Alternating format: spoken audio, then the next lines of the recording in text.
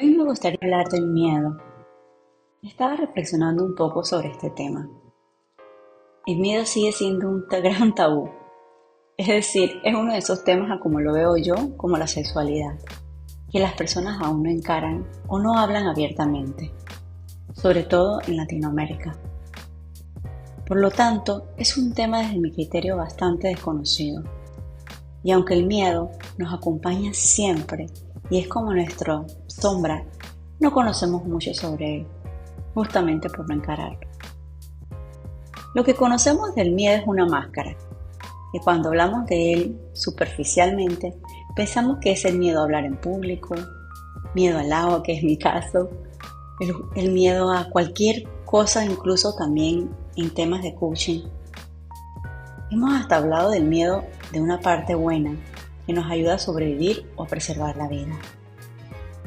Sentir miedo activa alguna química en nuestro cerebro que nos ayuda a reaccionar de una manera para sobrevivir frente a alguna situación que nos encontremos en peligro. También he escuchado cosas como que el miedo no es malo si no te limita a hacer lo que quieres hacer. Todo esto es verdad y es muy válido para mí también. Profundizando más, ¿qué es el miedo? ¿De dónde viene? ¿Qué lo sostiene? Desde lo que he podido experimentar, el miedo tiene cimientos muy profundos en nuestra mente, donde viene de esa voz del ego que nos hace sentir limitados, y esa voz que, si somos honestos y podemos escucharla, genera miedo y sostiene tantas ideas equivocadas de situaciones, de cosas que realmente no son como están sucediendo. Pero como nuestra mente no puede diferenciar la realidad de lo que no es. Solo pon la prueba. Está el clásico ejemplo que he escuchado 1.000.000 de veces de que te imagines un limón muy jugoso, amarillo, y que te lo metes a la boca. Tu cuerpo automáticamente comienza a sentir la sensación del limón súper ácido, sin que esté pasando realmente. O cualquier sensación parecida que la relaciones. Ahora imagínate lo que genera el miedo en nuestras mentes, al punto que las cosas que te dan miedo se hacen realidad, reforzando la idea de que el miedo a X situación es real, y tú te lo crees. Aunque es una emoción muy fuerte y es muy sutil lo que lo sustenta, pero hay una manera de poder identificarlo, que en mi caso me ha servido muchísimo. Toda reacción que su origen sea del miedo, que esté manifestada en bloqueo, ataque o ira, es producto del miedo. No importa lo que digas o pienses o las excusas que te des, es así. En mi caso, el miedo es algo que me ha acompañado siempre y ha sido muy intenso, la verdad. Y aunque no me he limitado a hacer cosas por miedo, lo que sí es cierto es que me he limitado a mi verdadero potencial y he sufrido muchas cosas, porque hay una parte de mi mente que es la mente recta, que sabe que está a salvo y que todo lo puede. Eso suena fácil, pero hay que trabajar muchísimo la mente por el poder que tiene. Aquí el reto es ser conscientes de ese miedo, de encararlo, ver esa voz o escuchar esa voz que le da vida y dar la oportunidad de irnos al lado que dice que sí se puede y que esto no tiene por qué ser de esta manera. No me lo creas, simplemente reconoce o trata de poner en duda esa voz que sustenta el miedo en tu vida, limitando la grandeza de tu ser. Me gustaría citar y apoyarme en el texto del Curso de Milagros, que nos ayuda a entender el funcionamiento de nuestra mente. Nunca podrás controlar por ti mismo los efectos del miedo, porque el miedo es tu propia invención. El miedo es siempre un signo de tensión que surge cuando hay conflicto entre lo que deseas y lo que haces. Esta situación se presenta en dos maneras. Primera, puedes elegir hacer cosas conflictivas, ya sea simultánea o sucesivamente. Esto da lugar a un comportamiento conflictivo, lo cual te resulta intolerable porque la parte de la mente que quiere hacer otra cosa se enfurece.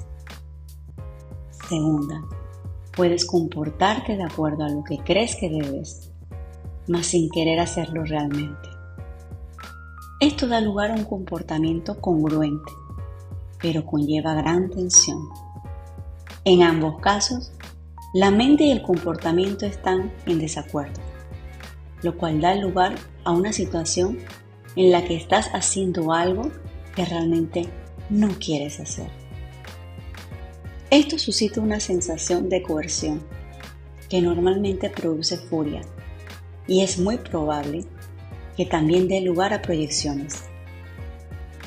Siempre que tienes miedo es porque aún estás indeciso.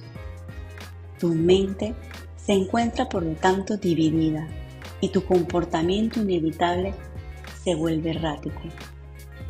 La corrección a nivel de comportamiento puede cambiar el error del primer tipo al segundo, mas no elimina el miedo. Todo el mundo experimenta miedo. Sin embargo, no se requerirá más que una pequeña dosis de recto pensar para que uno pudiese darse cuenta de por qué se produce. Son muy pocos los que aprecian el verdadero poder de la mente y nadie permanece totalmente consciente de él todo el tiempo.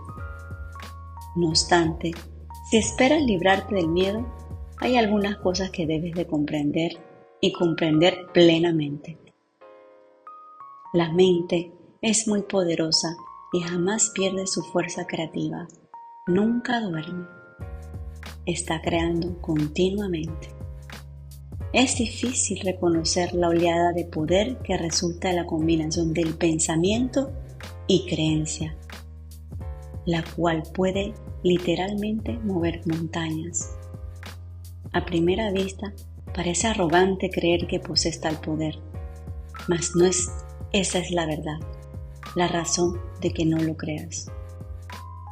Prefieres creer que tus pensamientos no pueden ejercer ninguna influencia real, porque de hecho tienes miedo de ellos.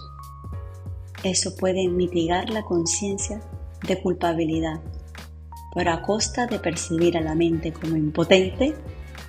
Si crees que lo que piensas no tiene ningún efecto, puede que dejes de tenerle miedo, pero es bastante improbable que tengas respeto. No hay pensamientos futiles. Todo pensamiento produce forma en algún nivel. ¡Wow! Sé que es difícil comprender este texto a una simple leída, pero solo lo leo y pienso, si de verdad creyéramos en nosotros y no viviéramos con tanto miedo, ¿cómo pudiésemos nosotros crear desde nuestra mente? Espero que te haya gustado.